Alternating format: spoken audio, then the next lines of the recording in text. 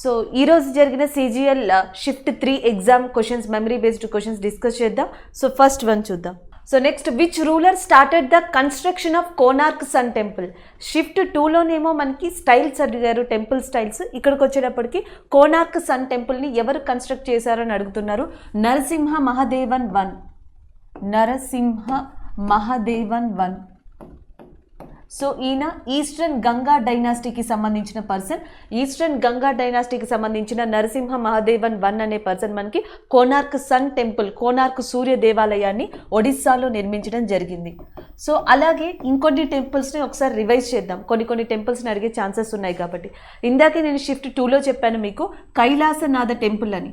So Kailasanatha temple యాక్చువల్గా మనకి 2 టైప్స్లో ఉంది. ఒకటి తమిళనాడులో ఉంది, దానిని పల్లవులు కట్టించారు, తమిళనాడులో ఉన్నదాన్ని. అండ్ మహారాష్ట్రలో ఉన్న కైలాసనాథ టెంపుల్ని కట్టించింది ఎవరు అంటే రాష్ట్రకూటులు. The Rashtrakutas are constructed that Kailasanatha temple in that Maharashtra. Pallavas are constructed Kailasanatha temple in Kanchipuram in Tamil Nadu area. And దాని తర్వాత కర్ణాటకకు వచ్చేటప్పటికి హోయసాల 2. సో మనకి హోయసాలులు ఎవరైతే ఉన్నారో వాళ్ళ టైంలో మనకి కర్ణాటకలో చెన్నకేశ్వర టెంపుల్ అనేది నిర్మించబడింది. చెన్నకేశ్వర టెంపుల్. దీంతోపాటు కర్ణాటకలో ఐహోల్ టెంపుల్ ఉందని చెప్పేసి మనం రివైజ్ చేసాం. దాంతోపాటు బాదామి కేవ్స్ టెంపుల్ కూడా కర్ణాటకలోనే ఉంది. Badami caves temple, Aihole temple and Chennakeshwara Swami temple కూడా కర్ణాటకలో ఉన్నాయి. అండ్ ద నెక్స్ట్ వన్, మహారాష్ట్రలో కైలాసనాథ టెంపుల్ రాష్ట్రకూటాస్. ఒడిస్సాలో ఉన్న కోనార్క్ సూర్య దేవాలయాన్ని మనకి ఈస్టర్న్ గంగా డైనాసిటీ అనేవాళ్ళు నిర్మించారు. అండ్ తమిళనాడుకు వచ్చేటప్పటికి మనకి చోళులు ఎవరైతే ఉన్నారో వాళ్ళు ఎక్కువగా దేవాలయాన్ని నిర్మించారు.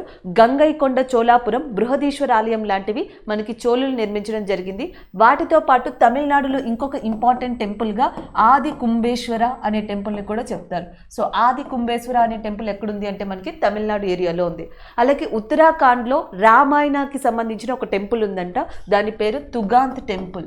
సో తుగాట్ టెంపుల్ అనేది ఉత్తరాఖండ్ ఏరియాలో ఉంది. ఇది రామాయణకి సంబంధించిందిగా చెప్తూ ఉంటారు. ఇవి కొన్ని డిఫరెంట్ టెంపుల్స్గా గుర్తుపెట్టుకోండి. నార్మల్గా కనిపించే దిల్వారా, లేకపోతే నెక్స్ట్ వచ్చేటప్పటికి సోమనాథేశ్వర, ఖజురహో లాంటివి కాకుండా ఇవి కూడా మనకి చాలా ఇంపార్టెంట్. ఒకవేళ మీకు సోమనాథేశ్వర ఆలయాన్ని అడిగితే, సోమనాథేశ్వర ఆలయాన్ని ఎవరు, ఏ రాజవంశస్థులు స్థాపించారని అడిగితే సోలంకి రాజులు. అది కూడా ఏ రాష్ట్రంలో అంటే గుజరాత్లో. దాని మీదకి దాడి చేసింది ఎవరు అంటే మనకి గజని దాని మీదకి దాడి చేశారని చెప్పొచ్చు. సో సోమనాథేశ్వర ఆలయాన్ని కొల్లగొట్టారని చెప్పొచ్చు. హూ లూటెడ్ సోమనాథేశ్వర ఆలయ? That is a Mohammed Ghazni. And who constructed? That is a Solankis. And Dilwara ఇవన్నీ కామనే కాబట్టి ఈ కొత్త టెంపుల్స్ని మీరు గుర్తుపెట్టుకోండి. ఆది కుంభేశ్వర కావచ్చు, లేకపోతే కైలాసనాథ ఇన్ మహారాష్ట్ర కావచ్చు, చెన్నకేశ్వర ఇన్ కర్ణాటక కావచ్చు, అనంత పద్మనాభ స్వామి, శబరిమలై టెంపుల్స్ అన్ని కేరళలో ఉన్నాయి, అది మీకు ఆల్రెడీ తెలుసు. అండ్ పల్లవులు కట్టించిన కైలాసనాథ టెంపుల్ కానీ, గంగైకొండ చోళాపురం కానీ, లేకపోతే ఆదిత్య ఏదైతే శివుడి టెంపుల్ కానీ, ఇవన్నీ కూడా మనకి తమిళనాడులో ఇంపార్టెంట్ టెంపుల్స్గా చెప్పొచ్చు. సో ఇది అండ్ మనకి కన్స్ట్రక్షన్ లేదా టెంపుల్స్కి సంబంధించిన information. So next one, which is the biggest tributary of Brahmaputra river అని అడిగారు. సో జనరల్గా బ్రహ్మపుత్ర మీద నార్మల్గానే ఫ్లో ఆఫ్ క్వశ్చన్స్ వస్తాయండి, కాకపోతే ఇక్కడ బిగ్గెస్ట్ ట్రిబ్యూటరీ అని అడిగారు. దాని ఆన్సర్ వచ్చేసి సుబన్సిరి. సో సుబన్సిరి అనేది బిగ్గెస్ట్ ట్రిబ్యూటరీగా చెప్పొచ్చు. దీంతోపాటు బ్రహ్మపుత్రకి లోహిత్ అనే ఇంకొక ట్రిబ్యూటరీ కూడా ఉంది. లోహిత్, సుబన్సిరి ఇవన్నీ కూడా బ్రహ్మపుత్ర యొక్క ట్రిబ్యూటరీస్. అలాగే బ్రహ్మపుత్రాన్ని ఏమని కూడా పిలుస్తారు అంటే యార్లుంగ్ జాంగ్బో. దానిని యార్లుంగ్ జాంగ్బో అని పిలుస్తారు. జియాంగ్ అని కూడా దానిని పిలవడం జరుగుతుంది. అలాగే భారతదేశంలో అతిపెద్ద నదిగా దేన్ని చెప్పొచ్చు అంటే బ్రహ్మపుత్ర నదిని చెప్పొచ్చు. భారతదేశంలో అతిపెద్ద నది బ్రహ్మపుత్ర నది. అండ్ భారతదేశంలో అతి పొడవైన నది గంగా నది. Longest river Ganga, largest river Brahmaputra, smallest river Arvari and which is located in రాజస్థాన్గా చెప్తాం. అలాగే ప్రపంచంలో అతి పొడవైన నది లాంగెస్ట్ రివర్గా నైల్ రివర్ని చెప్తాం. ఈ నైల్ రివర్ మీద కూడా ఒక క్వశ్చన్ ఉంది. And Blue Nile and White Nile. So మనకి Blue Nile and White Nile కూడా ఎక్కడ కలుస్తాయని అడగచ్చు. ఆఫ్రికన్ కాంటినెంట్లోనే. ఇవి గుర్తుపెట్టుకోవాలి, Blue Nile and as well as next వచ్చేటప్పటికి వైట్ నైల్. అండ్ దీంతో పాటు ప్రపంచంలో అతి పొడవైన నదిగా నైలు నదిని చెప్తాం. ప్రపంచంలో అతి పెద్ద నదిగా దేన్ని చెప్తాము అంటే అమెజాన్. అలాగే రష్యాలో అతి పెద్ద నది బిగ్గెస్ట్ రివర్గా ఓల్గా రివర్ని చెప్తాం. సో దీన్ని కూడా గుర్తుపెట్టుకోవచ్చు. అండ్ నెక్స్ట్ వచ్చేటప్పటికి ఇలాంటి లిస్ట్లోనే ఇంకొక ఇంపార్టెంట్ చెప్పుకునేది ఏది అంటే సౌత్ ఇండియా. సౌత్ ఇండియాలో మనకి లాంగెస్ట్ రివర్గా చెప్పుకునేది Godavari. Godavari is the longest river in south India, లేదా మనకి సౌత్ గంగా లేదా దక్షిణ గంగగా కూడా గోదావరి అనేది పిలువబడుతుంది. అలాగే గోదావరికి important tributary, the first tributary అనొచ్చు. ఇంపార్టెంట్ ట్రిబ్యూటరీగా దేన్ని చెప్తాము అంటే మనం మంజీరా నదిని చెప్పడం జరుగుతుంది. అలాగే కృష్ణా రివర్కి ఇంపార్టెంట్ ట్రిబ్యూటరీగా దేన్ని చెప్పొచ్చు అంటే మూసీ నదిని చెప్తాం. అండ్ నెక్స్ట్ వచ్చేటప్పటికి నర్మదా రివర్కి ఇంపార్టెంట్ ట్రిబ్యూటరీగా టోన్ అనేదాన్ని చెప్తాం. సో టోన్ అనేది నర్మదా యొక్క ఉపనదిగా చెప్పొచ్చు. హేమావతి, హేరాంగి, ఆక్రావతి, భవానీ ఇలాంటి పేర్లు ఏం కనిపించినా సరే అవి ఏ నదికి ఉపనదులుగా మీరు గుర్తుపెట్టుకోవచ్చు అంటే కావేరీ రివర్. సో ఇలా ఒకసారి చూడండి, ఇక్కడ question pattern completely different. Tributary అడగడం వేరు అండ్ ఏది పెద్ద ట్రిబ్యూటరీ అని అడగడం వేరు. సో ఆల్రెడీ లార్జెస్ట్ ట్రిబ్యూటరీ అని అడిగారు కాబట్టి మేబీ గంగకి చాలా ఉపనదులు ఉన్నాయి ఇండియాలో. గంగ యొక్క ఉపనదుల్లో ప్రధానమైన ఉపనది ఏది? In that among the all tributaries of Ganga which is the largest or which is a important tributary of Ganga అని అడగచ్చు. That is nothing but Yamuna. So Yamuna అని చెప్పొచ్చు. యమునా నది ఒడ్డున ఢిల్లీ, ఆగ్రా అండ్ లాంటి ప్రదేశాలు ఉన్నాయని చెప్పేసి కూడా గుర్తుపెట్టుకోండి. అండ్ ద నెక్స్ట్ వన్ చూద్దాం. ఇలాంటివి బిగ్గెస్ట్ కానీ ఫస్ట్ కానీ లార్జెస్ట్ కానీ సో ఇలాంటి క్వశ్చన్స్ మీరు చూసుకోవాల్సి ఉంటుంది. So next, president can pass the ordinance of by which article? President can pass the article by which article అంటే 123. సో మనకి లోక్సభ సెక్షన్స్లో లేనప్పుడు మనకి 123 ఆర్టికల్ ప్రకారం ఆర్డినెన్స్ అనే దాన్ని ప్రెసిడెంట్ ఆఫ్ ఇండియా పాస్ చేయొచ్చు.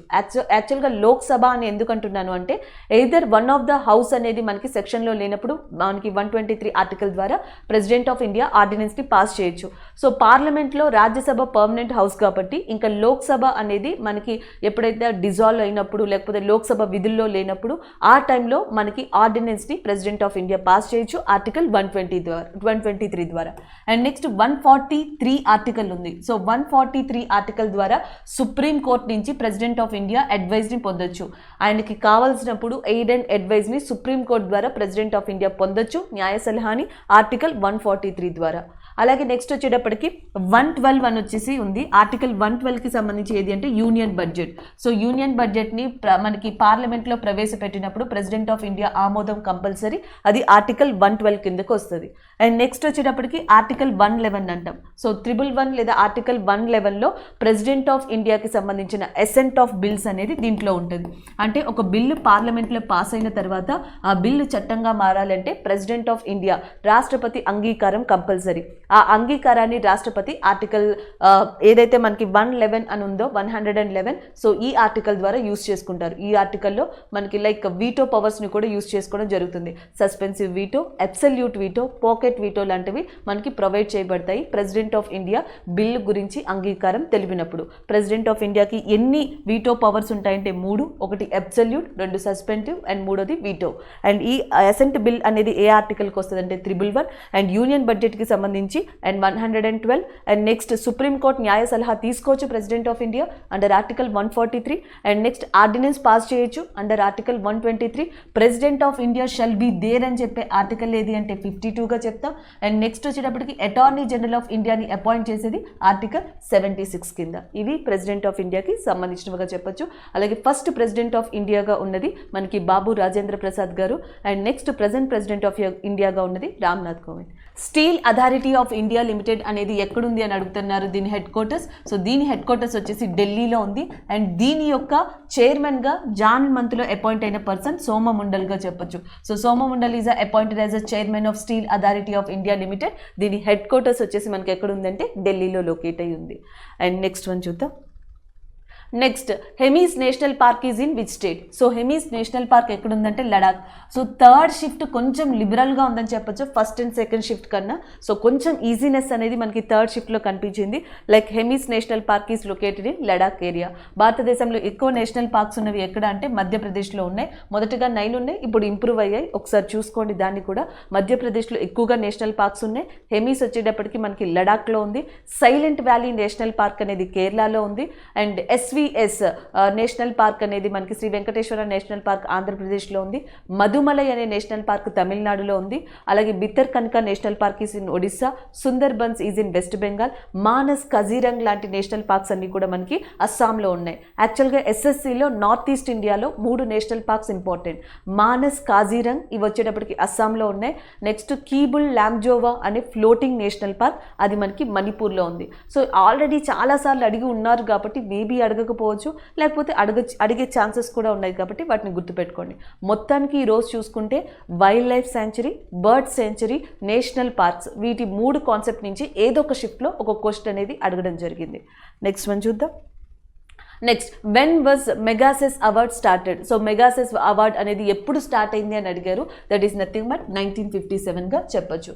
So next one, which team has won the national ice hockey championship in 2019? 2019లో ice hockey ఛాంపియన్షిప్ని ఎవరు గెలుచుకున్నారని అడిగారు.